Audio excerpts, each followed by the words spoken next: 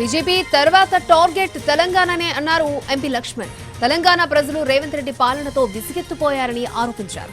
ప్రజలకు కాంగ్రెస్ సర్కారుపై ఉన్న భ్రమలు తొలగిపోయాయన్నారు. ఇక తెలంగాణలోనూ కమల వికాసం తథ్యమన్నారు.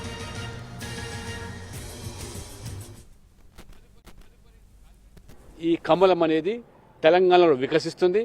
తెలంగాణ కూడా కాషాయమయం కాబోతుంది.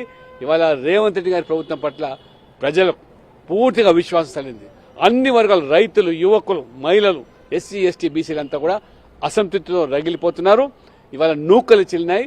రేవంత్ రెడ్డి గారు అబద్దాల ప్రచారంతో ప్రజలను మోసం చేసినటువంటి వైనాన్ని గమనించారు. కాబట్టి ఖచ్చితంగా భారతీయ జనతా పార్టీ తెలంగాణలో డబుల్ ఇంజిన్ సర్కార్ మోదీ గారి నాయకత్వంలో ఏర్పడుతుందని చెప్పి నేను తెలంగాణ ప్రజలు కూడా పూర్తి భరోసా